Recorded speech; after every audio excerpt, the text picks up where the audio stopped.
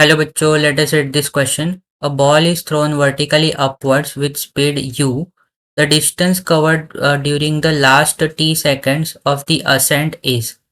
तो इस क्वेश्चन में हमारे पास क्या दिया है कि एक बॉल जो है उसको हम लोग ने वर्टिकली अपवर्ड डायरेक्शन में थ्रो किया विथ स्पीड u. तो हमें क्या फाइंड आउट करना है कि उसने लास्ट टी सेकंड्स में ड्यूरिंग द असेंट मतलब ऊपर जाते वक्त लास्ट टी सेकंड्स में कितना डिस्टेंस उसने कवर किया, ये हमें फाइंड आउट करना है। इस क्वेश्चन को सॉल्व करने के लिए जो की कॉन्सेप्ट हम लोग यूज करेंगे वो होगा मोशन मोशन अंडर ग्रेविटी। तो हमें पता है कोई भी चीज़ अगर हम लोग वर्टिकली अपवर्ड थ्रो करते हैं तो उस पर एक ग्रेविटेशनल फोर्स लगता है डाउनवर्ड डायरेक्शन में।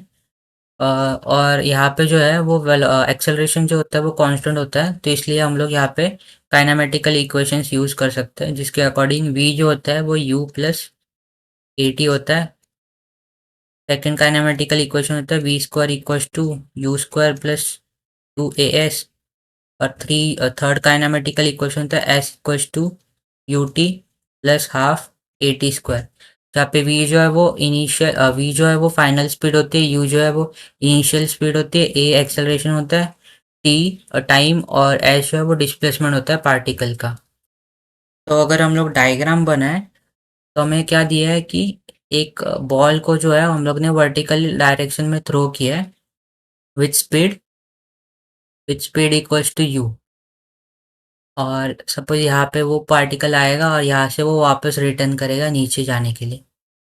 ये नीचे जाते वक्त ऐसे कुछ मोशन करेगा। तो हमें पता है जब ये ऊपर आ जाएगा तो इसका वेलोसिटी कितना हो जाएगा, फाइनल वेलोसिटी ज़ीरो हो जाएगा। और ये जब नीचे जा रहा होगा तो ये जो फाइनल वेलोसिटी है वही उसका इनिशियल वेलोसिटी हो जाएगा और नीचे आते वक्त इसका कुछ वेलोसिटी है वो फाइनल वेलोसिटी v हो जाएगा। तो हमें क्या दिया है कि हमें क्या निकालना है, distance covered during the last T seconds.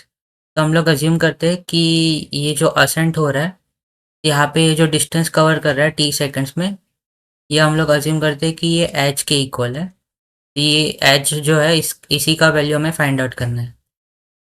तो हमें पता है कि ये जो जब पार्टिकल जो है वो ऊपर जाएगा और जब पार्टिकल नीचे आएगा ये दोनों जो है एक दूसरे का मिरर इमेज होता है। दैट मीन्स जो जितना डिस्टेंस वो ऊपर जाते वक्त कवर करेगा उतना ही डिस्टेंस वो नीचे आते वक्त भी कवर करेगा।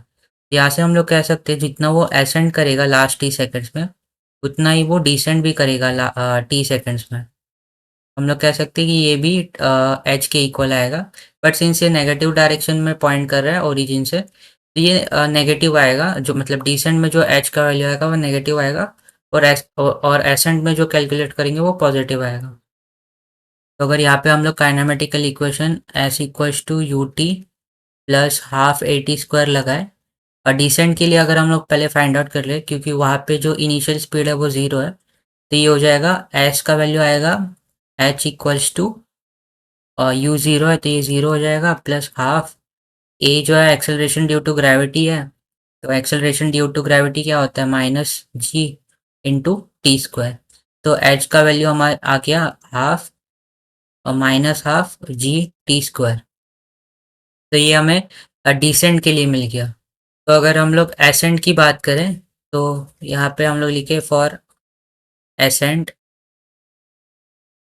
एसेंट के लिए जो है हाइट जो है वो पॉजिटिव डायरेक्शन में है तो ये हो जाएगा, हाइट है वो पॉजिटिव आ जाएगा तो ये आएगा half into G T square. तो हम लोग कह सकते हैं कि लास्ट टी सेकेंड्स में जो है पार्टिकल जो है वो हाफ जी टी स्क्वायर इतना डिस्टेंस जो है वो कवर करेगा। तो ऑप्शन बी जो है हमारा वो राइट आंसर हो जाएगा। So I hope you have understood it well and best of luck.